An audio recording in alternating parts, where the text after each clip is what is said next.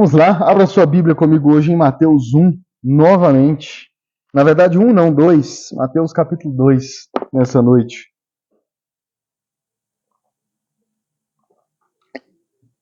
Mateus capítulo 2. Nós vamos ler dos versos 1 a 3.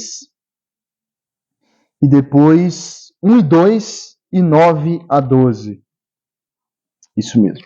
1 e 2 e 9 a 12. Antes disso, nós estamos na série sobre o Natal, né? Para que a gente entenda o que de fato devemos celebrar no Natal, que é o nascimento de Jesus.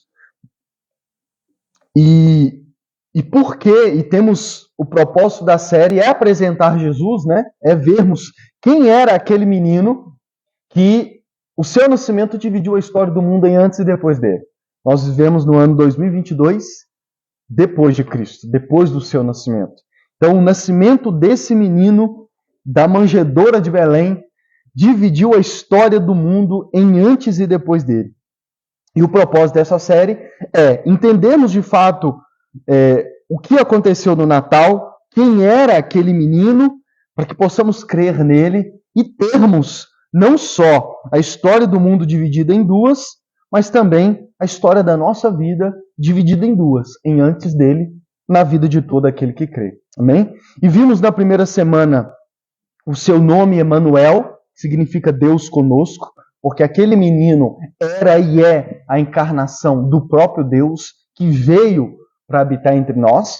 Vimos na semana passada o nome Jesus, que significa Deus salva, e vimos que ele veio para salvar, para nos salvar do nosso maior problema, que é o pecado, que entrou no mundo e trouxe consigo toda a morte que vemos no mundo.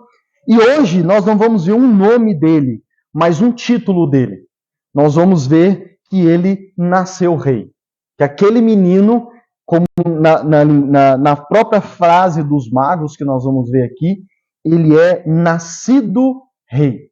Ele já nasceu sendo rei. Nós vamos ver a importância desse título dado àquele menino, ao Senhor Jesus, ao Deus Emanuel, e como que isso tem o poder de transformar a nossa vida. Mateus capítulo 2, versos 1 e 2 e 9 a 12, diz assim: Depois que Jesus nasceu em Belém da Judéia, nos dias do rei Herodes, magos vindos do Oriente chegaram a Jerusalém e perguntaram: Onde está o recém-nascido rei dos judeus?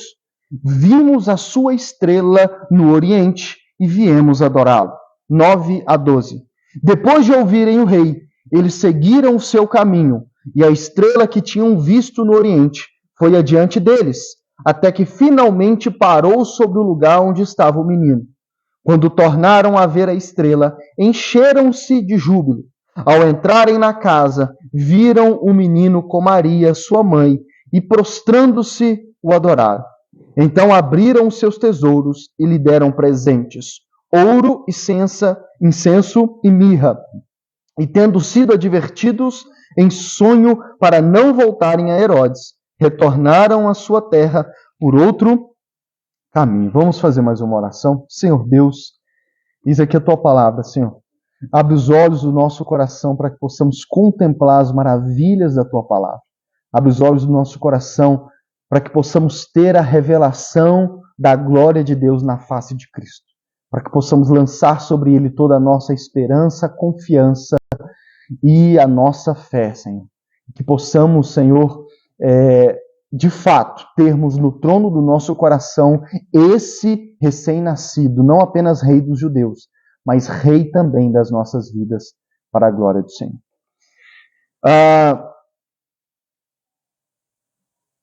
Depois que Jesus nasceu em Belém da Judéia, nos dias do rei Herodes, magos vieram do Oriente, chegaram a Jerusalém e perguntaram: Onde está o recém-nascido rei dos judeus?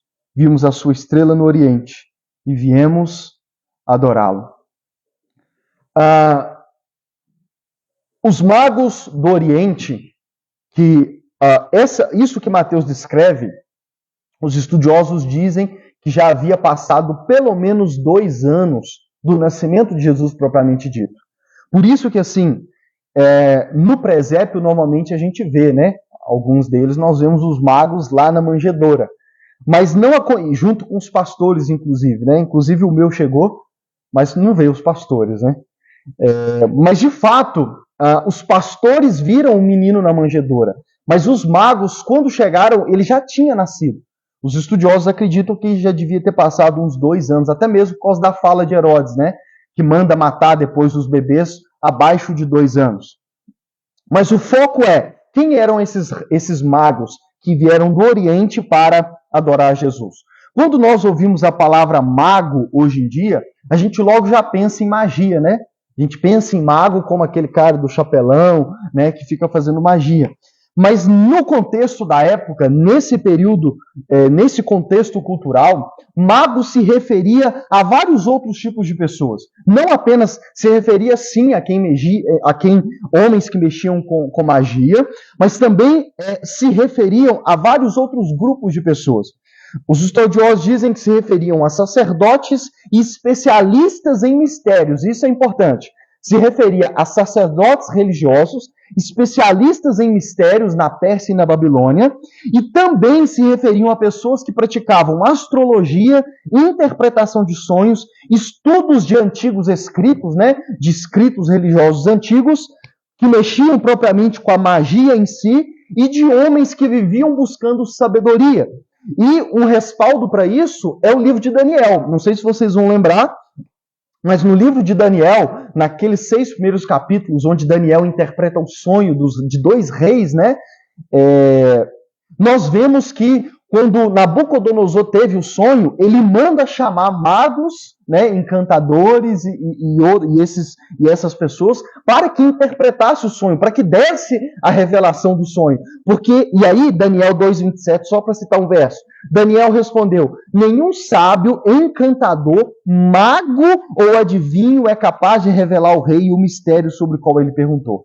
O contexto de Daniel nos mostra que, de fato, magos também eram referidos a pessoas que buscavam esse tipo de coisa, de mistério, de revelação, mexiam com astrologia, né? Que é o estudo dos céus, o espaço das estrelas. E, inclusive, por causa disso, nós vamos ver um destaque para que esses magos foram até Jesus sendo guiados por uma estrela, porque eles já estavam acostumados com isso. Então, os magos do Oriente era isso. E por que isso é importante? Porque estes eram homens que viviam buscando essas coisas e que, de alguma forma, eles foram atraídos através daquelas estrelas. E aqui o outro detalhe. A Bíblia diz que eles disseram: vimos a sua estrela no Oriente e viemos adorá-lo. Com certeza, dizem os estudiosos, na época nesse contexto cultural, o aparecimento de estrelas não era comum. Então, não só as pessoas comuns, mas principalmente magos e esses grupos de pessoas, quando eles viam uma estrela diferente, né, o que a gente hoje chamaria de estrela cadente ou algo assim, eles já supunham que era algo especial ia acontecer. No contexto da época, quando eles viam algo diferente, uma estrela ou algo assim, para eles era um presságio de que algo iria acontecer. Eu não sei se você vai lembrar, mas você já deve ter visto algum filme que a trama tem isso. Eu já vi vários, principalmente esses filmes de herói, né? Em que essa trama tem uma lenda de um salvador. Você já lembra de algum filme assim? Tem sempre, eu já vi vários, onde tem assim, vai ter uma lenda de um salvador, e sempre tem um povo, né, que normalmente está escravizado por um tirano, e aí eles têm uma lenda de que vai vir um salvador. E eu me lembro que vários filmes, inclusive, tem também estrela. Se não me falha a memória, um filme 10.000 a.C., não sei se vocês já viram, inclusive tem isso. É uma estrela que aponta o caminho e tudo mais. Por quê? Porque não só baseado na Bíblia, né? Mas esse pessoal que escreve filme, eles também procuram essas inspirações em textos antigos. Então, as pessoas da época, principalmente magos, eles, quando viam algo diferente, uma estrela ou algo assim, para eles era um presságio de que algo importante iria acontecer. E detalhe, quando eles vêm e eles dizem para Herodes, no caso a gente vê pelo contexto, onde está o recém-nascido rei dos judeus? Por que a ênfase do destaque dos reis dos judeus? Os estudiosos também dizem que na época, nesse período, um pouco antes desse período, escritos antigos, inclusive, da mesma época da Bíblia, apontam que, na época, no meio de vários povos, havia uma expectativa de que alguém viria da terra da Judéia. Então, os estudiosos debatem se os judeus espalharam esse boato, essa expectativa, até por causa do exílio, né? Eles foram espalhados por meio de outros povos. E aí tem as profecias do Antigo Testamento, que eu não vou citá-las hoje para não tomar tempo. Então, havia nos povos antigos, inclusive um pouco antes desse período de Mateus, uma expectativa não só no meio dos judeus, mas também nos outros povos, de que haveria de vir um ser, alguém, um personagem da Judéia, inclusive tinha especificamente esse período da Judéia, e de que esse alguém que viria, ele ganharia uma notoriedade universal e mundial. Na Bíblia de Estudo NAA, cita inclusive, Bíblia de Estudo não, no aplicativo da Bíblia Comentada, tem lá os comentários de reformados, e eles têm citações de duas inscrições, duas de historiadores romanos. Uma diz assim: uma persuasão antiga e decidida prevaleceu em todo o Oriente de que o destino decretará que alguém procedesse da Judéia, que deveria atingir o Império Universal. Um outro historiador diz assim: muitos foram convencidos de que estava contido nos livros antigos de seus sacerdotes que naquele mesmo tempo o Oriente deveria prevalecer e que alguém deveria sair da Judéia e possuir o domínio. Então havia em vários povos, inclusive nos judeus, essa expectativa de que viria alguém. Então esses magos que ficavam, né, se ocupando dessas coisas, quando viram essa estrela, muito provavelmente eles falaram: é agora, né? É o tempo. E eles foram adorá-los. Mas falando especificamente, esse vai ser o meu foco, da expectativa dos judeus. Porque eu acredito, né, que de fato foram os judeus que espalharam essa expectativa quando eles foram espalhados pelo exílio. Os magos são bem específicos. Eles disseram: onde está o recém-nascido rei dos judeus? Irmãos, apesar desses magos não serem judeus e serem do Oriente, mas eles provavelmente tinham conhecimento, até mesmo dizem os estudiosos, que esses magos tiveram contato com os judeus estudiosos também na época do exílio na Babilônia, né? Então, os judeus, e é aqui que eu vou falar, os judeus tinham uma grande expectativa com relação à vinda do rei. A vida de um rei que o Antigo Testamento usa várias linguagens, né, que seria o Messias. Como vimos na primeira semana, Isaías também disse que ele seria o Emanuel, como cantamos, seria o Deus forte, o conselheiro, o príncipe da paz. E onde começa essa expectativa? Como que nós entendemos a expectativa dos judeus da espera de um rei? Bom, a expectativa, essa história começa com Abraão. Quando Deus chama Abraão em Gênesis 12, Deus promete para Abraão que através dele e dos seus descendentes, faria dele e dos seus descendentes uma grande nação, um grande povo, né? Que hoje ainda é a nação de Israel. E Deus disse para Abraão que através dele e dos seus descendentes e dessa grande nação que surgiria, ele iria, através deles e começando por eles, abençoar todos os povos da terra, todas as nações da terra. E aí começa a história de Abraão, que nós conhecemos pelo livro de Gênesis, onde tem a trama toda, aquela história dramática de Isaac. Depois vem Jacó, e aí começa as descendências de Abraão. Eles descem para o Egito no período de fome, que é a história que nós conhecemos como a história de José. E ali eles permanecem no Egito, mesmo depois desse período de fome, porque os egípcios eram grandes amigos de José. E aí vem a história do Êxodo, quando José morre, o faraó, que era amigo dos descendentes de Abraão, morre. E o que acontece? Que nós vemos no livro de Êxodo. O faraó que assume, ele escraviza os descendentes de Israel. E eles são escravizados e permanecem escravizados por 400 anos. Mas depois de 400 anos, Deus chama Moisés, Deus escolhe Moisés e envia Moisés para que através de Moisés, Deus libertasse o seu povo. E aqui eu vou ler um verso que vai ser chave para a gente entender essa pregação. Quando Deus envia Moisés, ele diz assim: o Senhor falou a Moisés: vá ao faraó e diga-lhe que assim diz o Senhor, deixe o meu povo ir para que me preste culto. Deixe o meu povo ir para que me preste culto. Por quê? Porque escravizado, eles não tinham liberdade total para poder adorar o seu Deus. E muitos, inclusive, já haviam se contaminado com a cultura dos egípcios, né? E o propósito que Deus resume dizendo o porquê ele estava libertando o seu povo. Deus diz, deixe o meu povo ir para que me preste culto. Deixe o meu povo ir para que lá na terra prometida, para que a partir do Monte Sinai, eles me adorem. Eu vou libertar o meu povo para que eles tenham a liberdade de prestar culto a mim, de servir a mim, de andar comigo, de me servir numa terra que emana leite e mel. Ou seja, Deus liberta os descendentes de Abraão, Deus liberta os israelitas com o propósito de levá-los para a terra prometida para quê? Para que eles prestassem culto a Deus. Para que eles vivessem uma vida de glória a Deus, de honra a Deus, e Deus dá os mandamentos exatamente para isso. Porém, após ser libertos e chegar na terra prometida, resumindo a história, o que acontece? O que nós vemos através do livro de Juízes e através do livro de Samuel, Reis e Crônicas?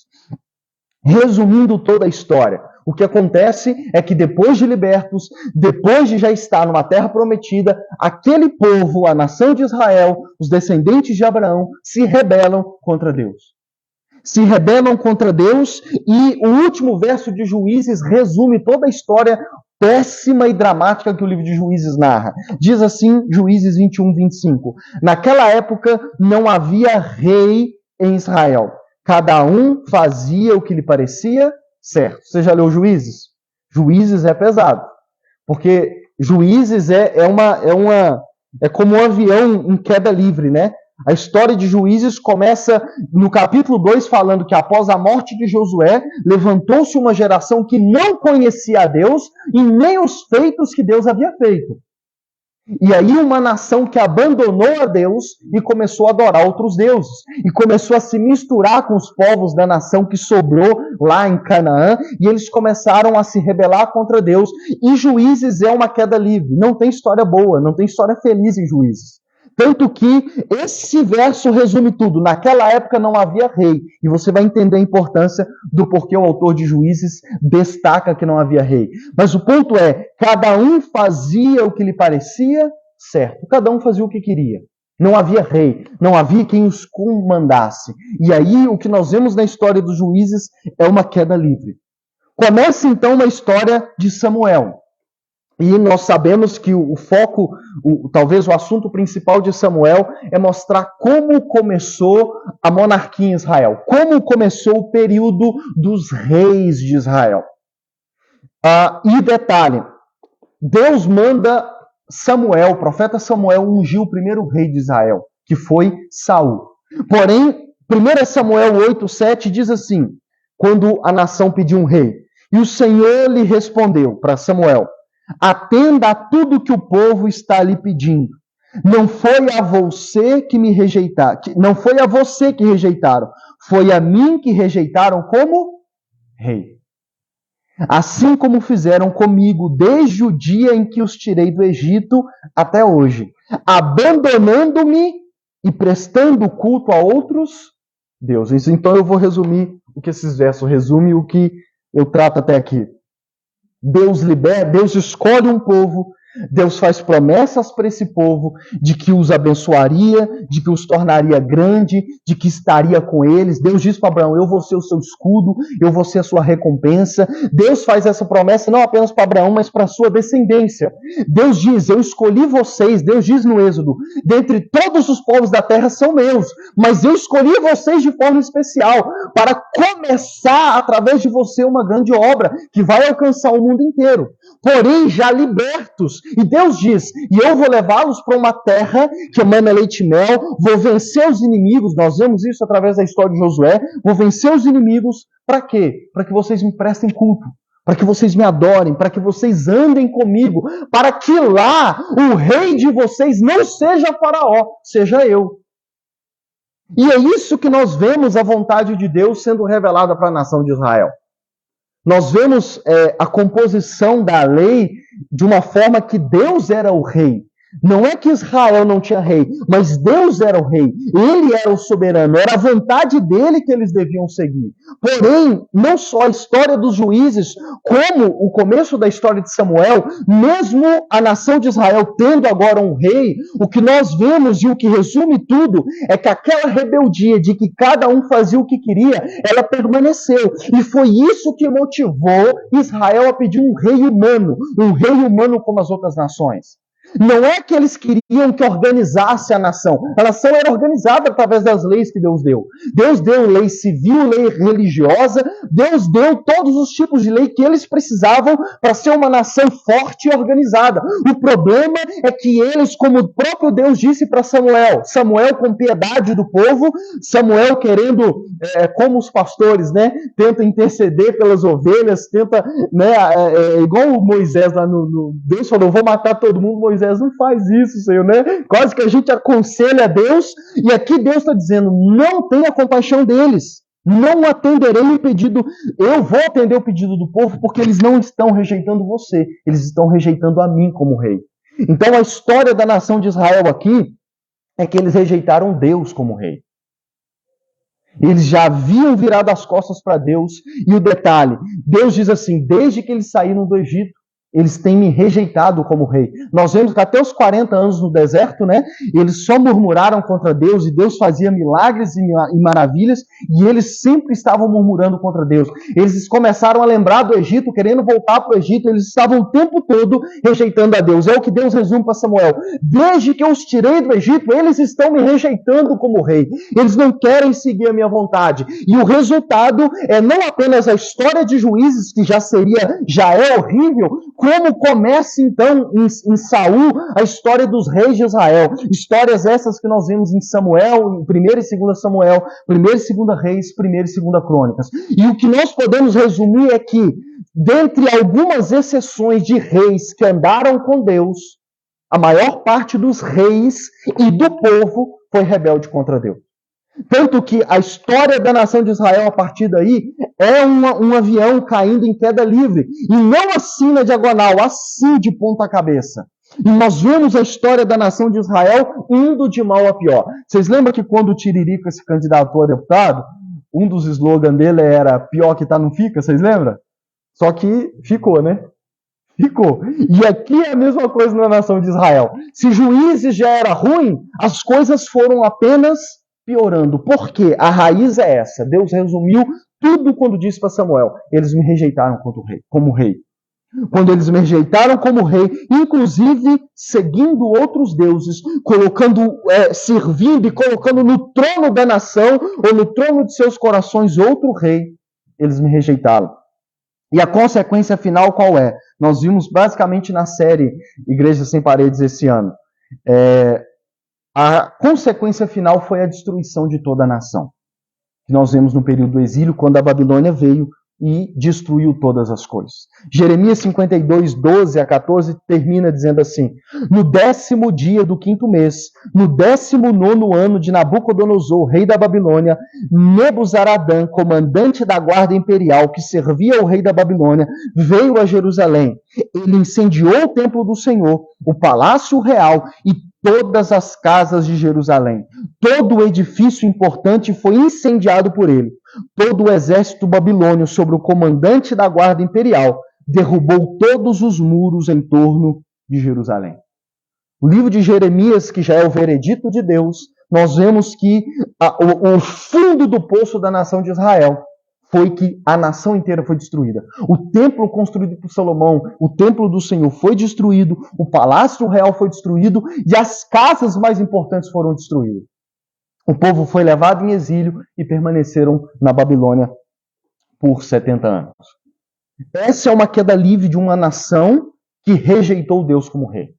Essa é uma queda livre de uma nação que tinha tudo para dar certo, uma nação que foi liberta por Deus, que viu maravilhas sendo feita por Deus, que viu um Deus maravilhoso que operou milagres e maravilhas, começando com as 10 pragas do Egito, abriu o Mar Vermelho, abriu o Rio Jordão, venceu batalhas que eles sozinhos não venceriam através da história de Josué, mas um Deus cuja uma nação virou as costas para ele.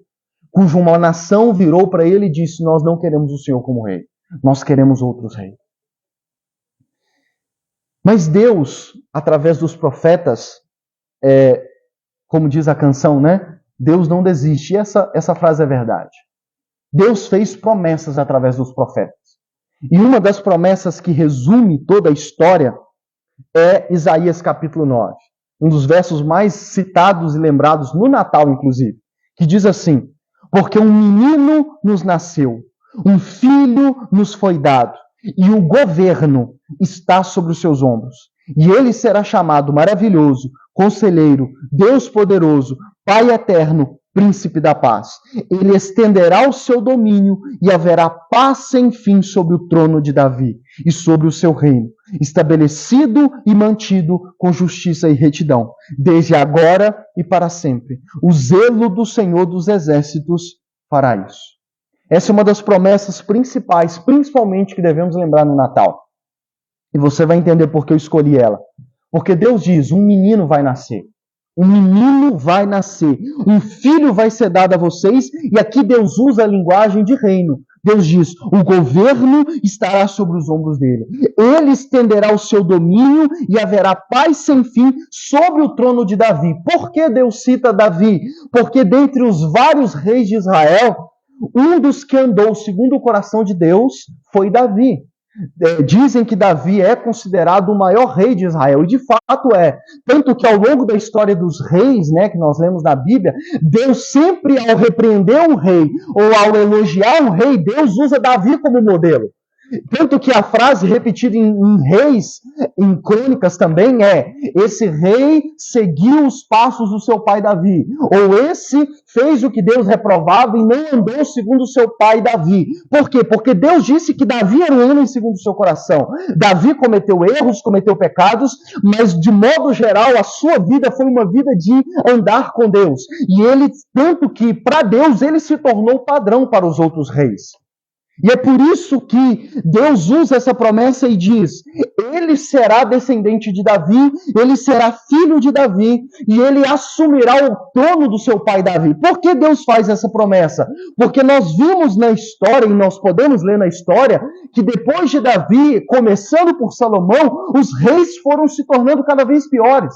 Nós vemos Salomão, depois do seu filho e o seu neto, e os reis que foram assumindo. Como eu disse, a história sempre vai decaindo, e os reis foram só piorando, os reis foram só virando as costas para Deus e também incentivando e apoiando o povo também a virar as costas para Deus. E, como eu disse, o povo sofreu as consequências e todas as maldições que eles escolheram, que Deus já havia dito que iria acontecer caso eles virassem as costas para ele. E nós lemos a história de Israel e o Antigo Testamento termina ruim. Como eu disse, mesmo através de Esdras e Neemias, os muros de Jerusalém e o templo sendo reconstruído, vamos dizer assim, o coração daquele povo não foi reconstruído, não foi restaurado. Porque eles continuaram, e nós vemos isso no último livro do Antigo Testamento, Malaquias, eles continuaram rebeldes para com seu Deus. Mesmo estando de volta na terra prometida, em seus corações eles continuavam rebeldes a Deus. Eles continuavam. O templo foi reconstruído, a nação foi reconstruída, mas eles não trouxeram, entenda aqui, eles não trouxeram novamente Deus para o trono da nação e de seus corações. Pelo contrário, eles continuaram rebeldes. Tanto que a história continua sendo ruim. E, vamos dizer assim, os mais piedosos, porque Deus sempre mantém um remanescente, os mais piedosos da nação de Israel, eles mantinham uma esperança nas promessas que Deus fez, e uma delas é essa de Isaías, de que iria nascer um menino, que assumiria novamente o reinado. E aqui eu quero te dizer, a gente às vezes é difícil entender, mas uma nação que viu toda a sua história ser destruída, aqueles que ainda mantinham o temor do Senhor, eles ansiavam por restauração. Porque é mais ou menos o sentimento que nós temos hoje. Nós olhamos ao nosso redor e vemos que as pessoas não querem Deus. As pessoas não querem Deus. Nós olhamos ao nosso redor e vemos que as pessoas não querem Deus. E aqui é que eu entro. Lucas, o que tudo isso tem a ver conosco? Irmãos, essa é a nossa história também. A história da nação de Israel é a nossa história. Por que eu digo que é a nossa história? Porque os nossos pecados hoje não são diferentes dos pecados da nação de Israel. Os pecados das pessoas hoje não é em nada diferente dos da nação de Israel. Na verdade, nós podemos entender que o que eu estou tratando e o que nós vemos na história de Israel é a raiz do pecado. Inclusive a raiz do pecado original lá do Éden. Porque o que aconteceu no Éden? Deus disse para Adão e Eva, Deus construiu o jardim, Deus os colocou lá e Deus deu para eles domínio. Deus o criou à sua imagem e semelhança, que é uma linguagem política, é uma linguagem que significa que eles iriam dominar a terra, dominar os animais como representantes de Deus. É como se Deus estivesse dizendo, vocês são a minha imagem e semelhança, eu sou dono de todas as coisas, mas por vocês terem a minha imagem e semelhança, vocês vão governar, vocês vão ser os meus mordomos sobre toda a criação. Mas aí Deus dá uma regra que iria manter Deus como centro de todas as coisas. Deus diz, não coma daquela árvore. E quando o diabo veio e seduziu Adão e Eva, a frase que resume o que o diabo disse para eles foi, vocês serão como Deus, conhecedores do bem e do mal. E os estudiosos dizem que esse ser como Deus e esse ser conhecedor do bem e do mal era o diabo dizendo para eles que eles poderiam definir o que era bem e o que era mal.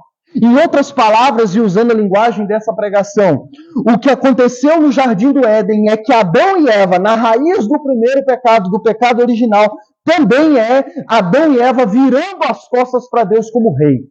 Deus é quem havia definido o bem e mal. Deus, através daquele pequeno símbolo que era aquela árvore que Deus disse não toca, Deus estava dizendo, eu sou o rei aqui.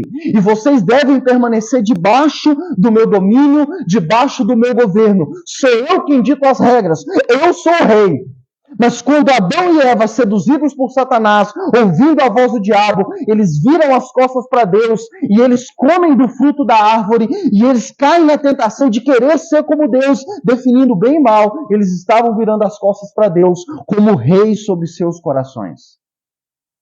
E essa é a raiz do pecado, irmão. É isso que nós vemos na nação de Israel, é a mesma coisa, é o mesmo pecado, é a mesma raiz. É nós virarmos as costas para Deus como reis sobre a nossa vida, como rei sobre a nossa existência. E por que eu disse que essa é a nossa história? Porque, como eu disse a semana passada, esse pecado está em nós. Qual de nós não quer ser o dono da nossa própria vida? Qual de nós não quer governar a própria vida? Venha dizer que essa não é o nosso maior tentação e o maior pecado que nós cometemos. Nós ainda, seres humanos, cedemos à tentação e queremos governar nossa própria vida. Nós, seres humanos, ainda queremos ser o dono da própria vida. Já ouviu pessoas dizer, eu sou dono do meu próprio nariz, eu faço o que eu quero, ninguém manda em mim, e principalmente a nossa geração, mas tem sido sempre assim. Nem os pais mais têm autoridade sobre os filhos. E a nossa geração, a nossa cultura incentiva esse autocentrar. A nossa cultura incentiva o eu no trono de todas as coisas. A nossa cultura, assim como tem sido em toda a história, nós vemos isso pela nação de Israel, nós vemos isso pelo relato bíblico, mas a nossa cultura também ainda hoje, ainda é o nosso problema, porque, como eu disse, essa é a raiz do pecado original. É nós tirarmos Deus do trono da nossa vida, do trono do nosso coração e querermos sermos Deus da nossa própria vida. Na série sobre deuses falsos, eu só lembrei disso agora, senão eu trazia aqui, eu lembro que eu citei várias músicas na pregação sobre o Deus do eu, né? O Deus do eu sou o meu próprio Deus. Tem uma pregação lá na série Deuses Falsos sobre isso, em que várias músicas hoje são cantadas de pessoas dizendo, eu sou o meu próprio Deus. Eu é que mando, eu é que faço. E nós poderíamos dizer que aquele verso de Juízes ainda descreve a humanidade hoje. Cada um faz o que parece certo. Já ouviu pessoas dizer, cada um tem sua verdade. Em outras palavras, cada um faz o que quer e ninguém tem o direito de opinar em nada. Por quê? Porque essa é a raiz do pecado e deixa eu dizer, essa é a raiz dos nossos problemas. Essa foi a raiz dos problemas da nação de Israel. A partir do momento em que eles viraram as costas para Deus como rei, a nação começou numa queda livre, num avião de ponta cabeça, até que eles chegaram no fundo do poço. E assim também continua sendo a nossa história. E aqui eu faço a pergunta. Me diga, como está a sua vida com você fazendo o que quer? Você que diz que é o dono da sua própria vida, ou você que cede à tentação de querer governar a sua própria vida? A minha pergunta é, sua vida tem sido tudo aquilo que você sonhou? E essa é a pergunta que nós temos que fazer e que a nossa geração tem que encarar, que o ser humano tem que encarar. Nós não temos colhido nada de bom com nós mesmos no trono da nossa vida. Porque se de fato fosse a melhor coisa nós mesmos governar a nossa vida, o mundo não estaria indo de mal a pior. Estaria? Não estaria. E a gente vê e percebe, de fato é verdade, que o mundo só está piorando. Quanto mais a cultura, a nossa geração, quanto mais o ser humano rebelde contra Deus como rei, incentiva, e o diabo continua falando no ouvido, você vai ser como Deus, você vai definir, é vocês quem definem o que é bem e o que é mal, o que é moralidade, o que é certo e o que é errado. As pessoas hoje têm aversão a alguém dizer o que é certo e o que é errado, elas têm aversão, e quanto mais a gente entra nisso, mais o mundo se torna pior. Muitos acham que o mundo vai melhorar, cada um podendo ter liberdade e viver segundo a sua própria verdade. Mas o que a gente vê é que as coisas vão de mal a pior. Porque, como diz algumas canções, o contrário do que diz, nós não nascemos para ser rei. E um dos versos que resume também a nossa vida é Mateus capítulo 7, versos 26 e 27, onde Jesus diz assim: quem ouve estas minhas palavras e não as pratica, é como um insensato que construiu a sua casa sobre a areia. Caiu a chuva, transbordaram os rios, sopraram os ventos e deram contra aquela casa, e ela caiu, e foi grande a sua queda. Esse verso, essas palavras de Jesus sobre o insensato, não vou entrar nos detalhes da parábola toda, mas Jesus diz que existem pessoas que são como um construtor que constrói a sua casa, a sua vida sobre a areia. Quando vem a chuva, quando vem a tormenta, quando vem os ventos, aquela casa cai. E detalhe, Jesus ainda diz, a sua queda é muito grande. E esses versos descrevem a nossa geração. Porque nós vivemos numa geração onde as coisas vão de mal a pior, onde é uma geração em que mais se tenta empoderar, é a palavra da vez, empoderar as pessoas como donos da sua própria vida, mas também é a geração que mais tem que lidar com a depressão, com as angústias da vida. E aqui abre um parênteses, tá? Eu sei que depressão, angústias tem vários motivos, mas dentro dessa pregação, várias pessoas, o motivo é esse. É que elas estão querendo governar a sua própria vida, mas Jesus diz que quando você ignora as palavras dele, você constrói sua vida sobre a areia. E quando vem as dificuldades, a casa não apenas cai, como é grande a queda. E é o que nós temos visto na nossa geração. Por isso que a nação de Israel tinha uma grande expectativa, principalmente os mais piedosos, aqueles que ainda mantinham o temor de Deus. Eles tinham uma expectativa daquele rei que viria e colocaria todas as coisas no lugar. Daquele rei que nasceria da Virgem para restaurar a nação de Israel. E uma restauração que não seria apenas física, mas seria no próprio coração. Como Deus havia dito em Ezequiel. Deus prometeu tirar o coração de pedra e colocar um coração de carne. E Deus diz, eu colocarei o meu espírito nesse coração. E eles ansiavam por essa esperança. Mas aqui eu quero dizer que a boa notícia para nós também é que apesar dos magos se referirem a Jesus como rei dos judeus, ele não nasceu apenas rei dos judeus. É porque a referência deles eram os escritos, eram os judeus. Mas hoje, para nós aqui agora, Jesus nasceu rei, não apenas dos judeus, mas nasceu rei dos reis. Jesus nasceu rei sobre toda a eternidade. Inclusive, o livro de Daniel, que o assunto é reino, né? Citei no mês da política. Olha o que diz Daniel, capítulo 7, verso 13 a 14. Na minha visão à noite, vi alguém semelhante a um filho de um homem. E lembra que um dos títulos de Jesus também era filho do homem? Na verdade, o título que Jesus mais usou para se referir a si mesmo foi Filho do Homem. E aqui está o motivo. Porque a imagem que ele mais queria que associassem a ele era nas profecias de Daniel.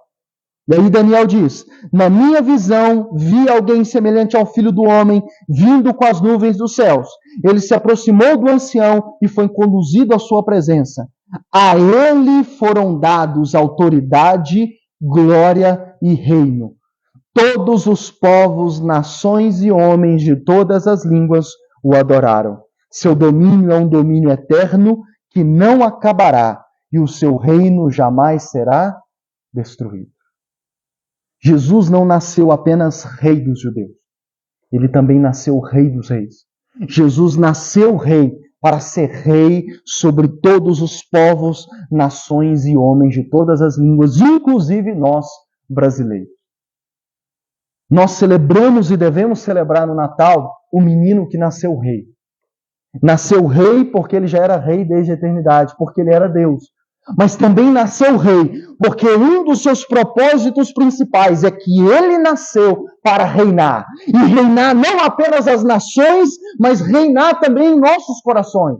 Jesus nasceu para reinar sobre Israel. Jesus nasceu para restabelecer e cumprir as promessas de um novo coração, de um rei cujo reino seria eterno. Mas Jesus também nasceu para ser rei meu e seu aqui no Brasil. Jesus nasceu para ser rei dos nossos corações. Jesus nasceu para ser o rei dessa igreja. Jesus nasceu para ser rei. E esse é um dos títulos principais de Jesus. Inclusive Lucas capítulo 1, verso 31 a 33, quando o anjo anuncia para Maria, a sua mãe, agora não os magos, mas para Maria, a sua mãe, o nascimento de Jesus, o anjo diz assim: você ficará grávida e dará à luz um filho, e lhe porá o nome de Jesus. Ele será grande e será chamado Filho do Altíssimo. O Senhor Deus lhe dará o trono do seu pai Davi, e ele reinará para sempre sobre o povo de Jacó. Seu reino jamais terá fim. É a linguagem de Daniel, é a linguagem de Isaías, o anjo se referindo agora a Jesus, aquele que encarnou no ventre de Maria. Ele nascerá e ele será filho do Altíssimo e ele será rei. Deus dará a ele o trono do seu pai Davi e o seu reino, diferente dos reis do Antigo Testamento, que começou e terminou, durava no máximo aí 40 anos, se não me falha a memória. O reino dele começará, mas não terá fim. E ele nasceu para ser rei. Deixa eu dizer, a boa notícia do Natal é que Jesus é o rei que nós precisamos. Jesus é rei. E aqui é o que nós precisamos lembrar. Primeiro, Jesus é rei para você que quer governar a sua própria vida. E aqui eu falo, me dirijo a você que está querendo e ainda quer e ainda tenta dar murro em ponta de faca, tentando governar a sua própria vida. Jesus, o menino que nasceu na manjedoura de Belém, ele não nasceu apenas para ser um bom filósofo, um bom pensador, um exemplo de vida a ser seguido. Deixa eu dizer para você, Jesus nasceu para ser rei. Ele nasceu rei, para ser o rei do seu coração.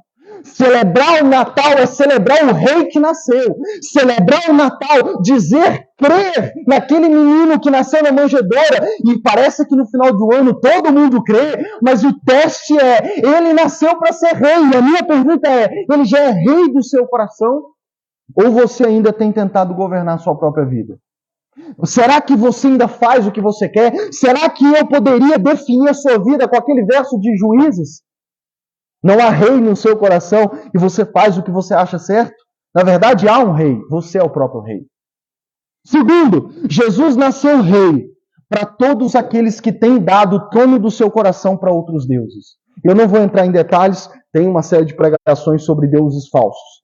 Mas Jesus nasceu rei para todos aqueles que têm dado o governo da sua vida para outros deuses. Talvez você tenha dado o trono do seu coração. Talvez você não é o rei do seu coração, mas é um outro Deus. Seja ele deuses de outras religiões, ou seja ele qualquer outra coisa ou pessoa que é aquele que dita as coisas da sua vida, que dita como a sua vida vai ser, que dita as regras, que dita o que é certo e errado na sua vida. E terceiro, Jesus nasceu rei para você que ainda acha ou ainda trata Jesus como apenas um gênio da lâmpada ou um pingente. Deixa eu explicar. Há pessoas que até frequentam igrejas. Há pessoas que até celebram o Natal. Mas a forma como elas lidam e elas se relacionam com Jesus é como se Jesus fosse um gênio da lâmpada. Qual que é o mito do gênio da lâmpada? Você acha a lâmpada, esfrega, sai um gênio e ele diz que você tem o quê? 3 pedidos. E qualquer coisa que você fizer nesses 3 pedidos, ele vai te dar. Existem pessoas que até se relacionam com Jesus na igreja. Existem pessoas que às vezes já estão no hall de membros das nossas igrejas, são frequentadores assíduos das igrejas evangélicas. Mas a forma como eles se relacionam com Jesus, a forma como eles lembram até mesmo no Natal desse Jesus, é como se fosse o Papai Noel de fato. Aquele que vive apenas para me dar presentes, apenas para que eu faça pedidos para ele. Do contrário do Papai Noel, eu peço para Jesus o ano inteiro. Eu vou em todos os cultos para pedir, eu vivo pedindo para ele. Por quê? Não, porque Jesus, ele vive, ele é bom porque ele me dá tudo que eu preciso.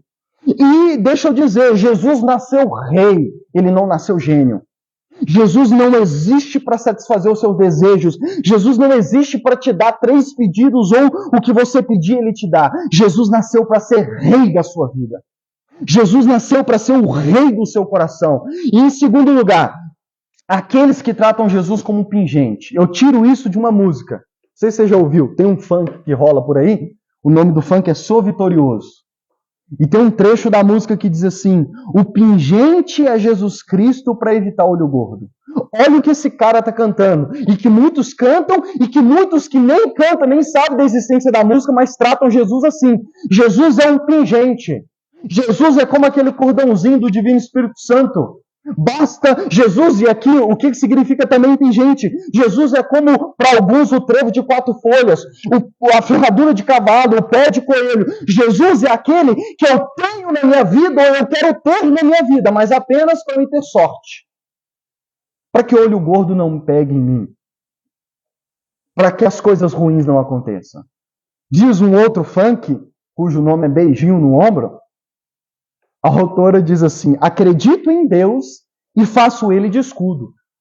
É uma música desejando, né, coisas boas para os inimigos, né? E aí ela diz: acredito em Deus e faço ele de escudo. Tem pessoas que de fato acreditam em Deus e faz dele apenas de escudo, ou quer se relacionar com ele como escudo, como um pingente, como aquele que protege das coisas. Ah, minha vida está ruim, alguém deve ter feito macumba para mim, alguém deve estar com mal olhado para mim, eu vou para a igreja. Conheço vários assim. Vou para a igreja para ver se isso passa. Você está tratando Jesus como um pingente ou como um mero escudo? E não que Jesus não faça tudo isso, amém? Fecha parênteses. Mas o problema é tratarmos eles apenas com isso. E a pergunta que eu faço para você é: ele já é rei do seu coração ou ele ainda é apenas um pingente? Ou ele apenas é ainda o seu escudo? Ou você se relaciona com o menino de Belém apenas com aquele que vai te proteger do mal olhado? E dentro disso, já estou caminhando para o final.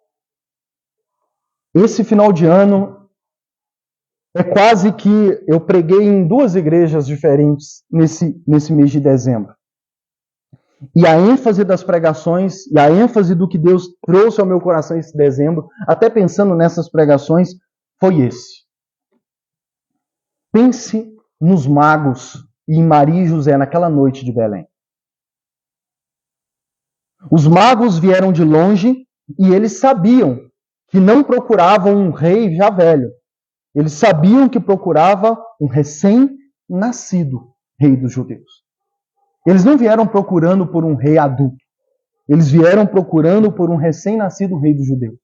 Quando a estrela os guiou para a casa onde Maria e José estavam, quando eles encontraram o bebê, eles não olharam e disseram: não é esse rei que nós procurávamos um rei. Pelo contrário, os versos 9 a 12 vai dizer que quando eles chegaram diante do menino, eles se encheram de júbilo e viram viram o menino com Maria sua mãe e prostrando o adoraram e ofertaram presentes a ele.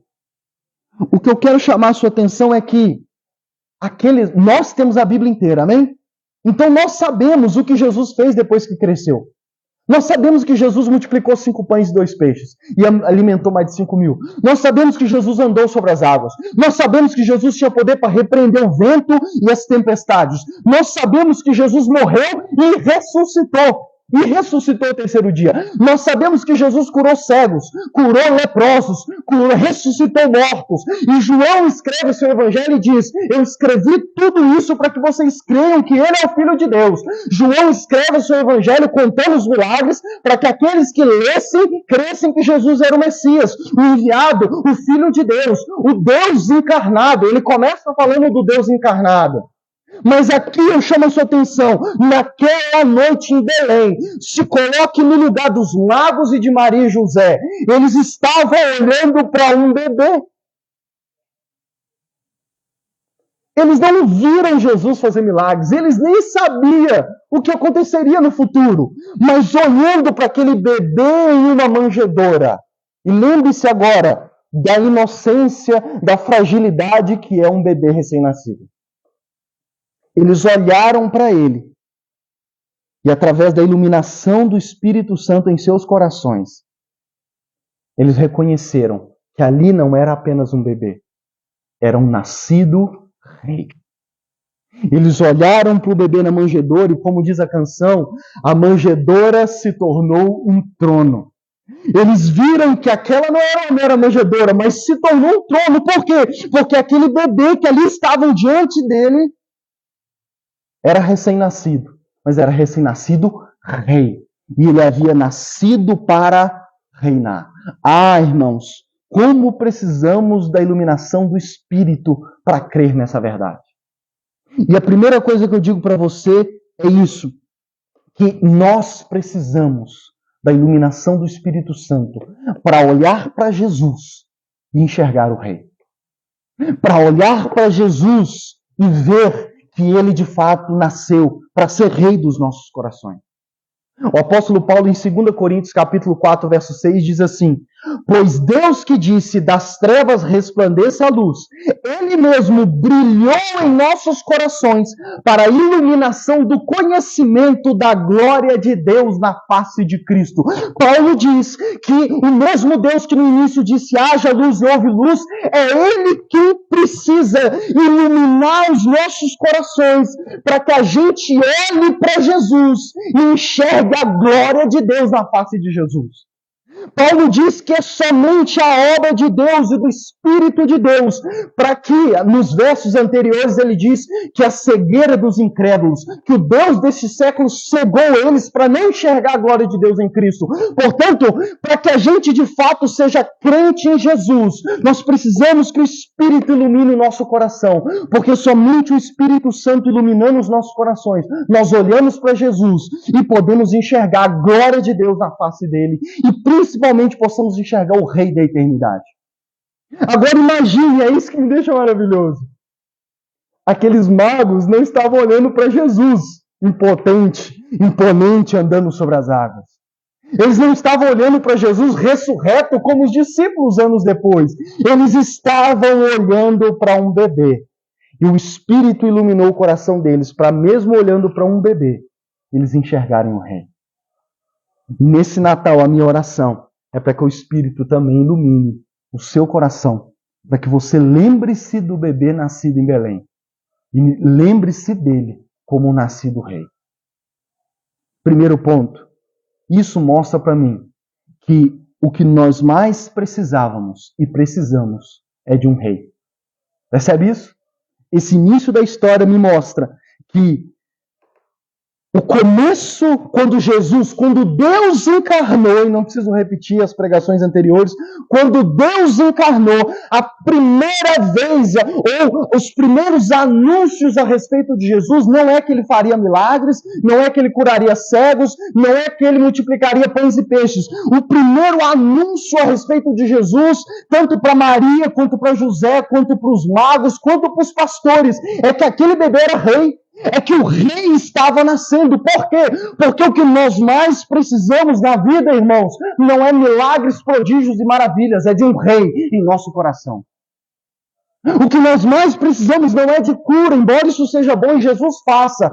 E a primeira coisa que nós devemos buscar ao vir para a igreja e ao clamar por Jesus, não é clamar por um curandeiro, um benzedeiro, não. Nós precisamos de um rei, porque nós governando a nossa própria vida, ou outros deuses governando, é só ponta cabeça abaixo, é só desgraça. Por isso precisamos de um rei em nosso coração, de um verdadeiro rei, de um legítimo rei, e esse rei é Jesus. E a segunda coisa é que isso já deveria ser suficiente para nós. E é isso que eu digo. Se Jesus não fizer mais nada na nossa vida, só o fato de Deus iluminar o meu e o seu coração para crermos nele como o rei da nossa vida, já é suficiente. Se Jesus não curar, não libertar, não fazer milagres na sua vida, não mudar a sua vida da água para o vinho, se você reconhecê-lo como rei, isso já basta, já é suficiente. Porque é disso que nós precisamos. Esse é o que nós mais precisamos. E eu finalizo dizendo, para aqueles que ainda não creem principalmente, por que eu devo confiar nesse rei? Inclusive, deixa eu fazer um link aqui. Não sei se vocês estão por dentro das tretas da internet. Tem uma turma de gente aí que já desviou da fé, que estão querendo acabar com as músicas que a gente canta. Estão querendo acabar com Alvo Mais Que a Neve, porque dizem que é racista. Vocês estão por dentro disso? Não! Estão querendo cancelar. Estão dizendo que não pode cantar mais aquela música. Alvo Mais Que a Neve, porque é racista. Você está falando que a pessoa vai converter e vai ficar branca. Olha o nível da nossa geração. Mas tem uma outra que também estão querendo cancelar. Não sei se você conhece. Um corinho antigo que diz: o nosso general é Cristo, seguimos os seus passos, nenhum inimigo nos resistirá. Essa música fala sobre general, sobre Cristo como general. E aí estão dizendo que não podemos cantar mais. Por quê? Porque teve ditadura no Brasil. Porque existem lugares onde as pessoas sofrem com ditadores. Então, se elas cantarem o nosso general é Cristo, elas vão lembrar a chatice que está algumas pessoas. Mas deixa eu dizer para você, e eu finalizo com isso. Para você que crê nessa besteira, por que devemos, primeiro, a Bíblia aponta que Jesus é rei. E segundo, que tipo de rei ele é? Porque para mim esse é o ponto. Inclusive conversando, não lembro com quem eu disse. Pelo contrário, quando eu canto o meu general é Cristo, essa é uma maneira maravilhosa de anunciar o Rei Jesus. Por quê? Porque você pode dizer para as pessoas que sofrem ou que já sofreram debaixo de ditadores, de pessoas que tentaram comandar a sua vida, governar a sua vida e desgraçaram a vida das pessoas. Nós podemos anunciar o rei dizendo: o nosso rei Jesus é diferente. Jesus é rei, é general, mas ele é diferente. Que tipo de rei ele é? Ele é um rei que se compadece. Ele é um rei que veio servir. Ele é um rei que veio morrer. Estou resumindo 2 versos. Mateus 9:35 diz que Jesus ia andando por povoados e aldeias e cidades, ensinando, curando os enfermos de enfermidades e doenças, e ao ver as multidões, teve compaixão delas, porque estavam aflitas e desamparadas como ovelhas sem pastor. Olha o tipo de rei que Jesus era. Ele cresceu e começou a reinar, e ele andava por essa terra, e ao ver as pessoas, ele se compadecia. Tanto que ele curar, libertar, multiplicar 5 pães e 2 peixes, era fruto dessa compaixão que ele tinha para com as pessoas, porque ele olhava para elas e dizia: estão como ovelhas sem pastor, estão desamparadas, e eu serei o bom pastor delas. Então esse rei Jesus é um rei que se compadece. Não é um rei que está no trono e apenas dita ordens. É um rei que se compadece, cujo coração está intimamente conectado ao nosso. Segundo, ele é um rei que veio servir. Quantas vezes ele disse isso para os seus discípulos? O Filho do Homem não veio para ser servido, mas para servir, a ponto de tocar em pessoas que ninguém tocava, a ponto de se aproximar de pecadores e ser acusado de amigos de pecadores, a ponto de poder, na noite anterior à sua paixão, ele dobrar os joelhos e lavar o pé dos seus discípulos. Que rei fez isso na história do mundo? Esse é o Rei Jesus. E o ápice da sua vida na terra, o que ele fez? O rei foi para a cruz. O rei foi morrer por todos aqueles que nele colocam a confiança. É um rei que não veio sentar no trono, mandar o povo para a linha de frente, como Davi fez, né? Mandar as pessoas para a linha de frente para que morram, para que morressem. É um rei que veio e assumiu a linha de frente. É um rei que veio não apenas se compadeceu, não apenas serviu, mas fez o ápice, que foi dar a vida pelas suas ovelhas. Que foi dar a vida. É morrer uma morte que ele não merecia. É assumir. Ele não apenas deixou o trono no céu, como assumiu a cruz. Por quê? Porque ele era um rei diferente. E o próprio cara que agora está tentando cancelar essa música do General, numa das suas músicas ainda, quando ele era crente de verdade, ele diz assim: faz sentido servir alguém melhor que eu. E eu gosto dessa frase. Ele diz na música: hoje ele vive e faz sentido servir alguém melhor que eu. Faz sentido servir a Cristo. Por quê? Porque ele é um rei diferente. E ele é alguém diferente de qualquer outro. No trono do meu coração, ele é melhor do que eu. No trono do meu coração, ele é melhor que qualquer outro Deus. No trono do meu coração, sendo rei e governando a minha vida, eu não preciso de mais nada. Se eu tivê-lo como rei no meu coração, eu não preciso de mais nada. Se ele é o meu pastor, se ele é o meu rei, de nada terei falta. Eu não preciso de mais nada. E eu digo para você nessa noite, creia em Jesus, porque ele é o verdadeiro rei. E o único que não te escravizará, mas te dará vida. Eu vim para que tenham vida e vida em abundância. O reinado dele, se ele for rei do seu coração, o resultado do seu reinado no seu coração é vida e não escravidão. Em segundo lugar, creia em Jesus, porque o seu reino é inabalável. Todos os reinos desse mundo passarão. Os outros deuses não cumprem as promessas que fazem para os seus súditos. Qualquer outra coisa no trono do nosso coração não vai cumprir as promessas que faz. Mas o reino dele é inabalável. Ele cumpre as suas promessas. E, por último, a promessa de Cristo e do seu reinado é uma promessa eterna, para a eternidade. Começa nessa terra, mas vai além e se estenderá por toda a eternidade. Se ele se tornar o rei do seu coração, nunca mais ele deixará o trono do seu coração. E a vida que ele der para você é uma vida que não terá fim nem mesmo com a morte. Ela continuará por toda a eternidade. Porque na eternidade o que nós faremos é nos reunir para adorarmos eternamente o Rei do nosso coração, o Rei da nossa vida. Amém? Fique de pé, vamos orar.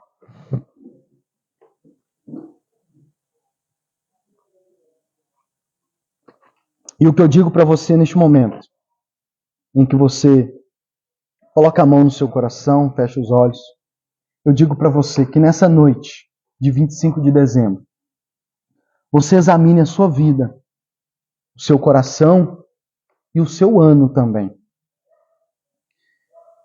Jesus tem sido o rei do seu coração.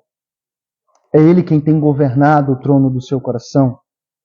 O Espírito Santo já iluminou o seu coração para ver a glória de Deus na face de Cristo. A minha oração para você é que, assim como os magos, que neste Natal você possa se curvar diante do Rei Jesus, que nasceu em uma manjedoura.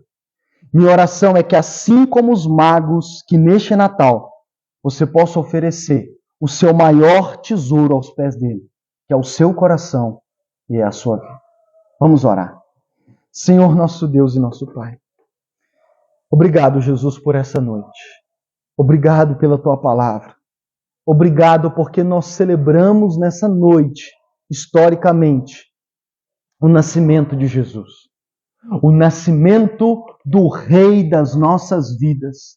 Do Rei que nós precisamos. do Rei que se compadece, do Rei que veio servir, do Rei que veio dar a vida por nós. Deus, eu sei que cada um de nós, o que nós mais precisamos, Senhor, não é de uma bênção, não é de milagres. O que nós mais precisamos é de um Rei no trono do nosso coração. E o nascido menino na manjedoura em Belém é esse Rei. Ele cumpre todas as expectativas e anseios que a nossa alma tem, Senhor. Ele é o nascido Rei dos judeus. A minha oração para todos que estão aqui, para todos que ouvirão essa pregação, minha oração é para que o Teu Espírito ilumine os olhos do coração dessa pessoa, para que ela possa olhar para o menino da manjedoura, para que ela possa lembrar do menino nascido na manjedoura em Belém e possa se recordar como o Rei do seu coração.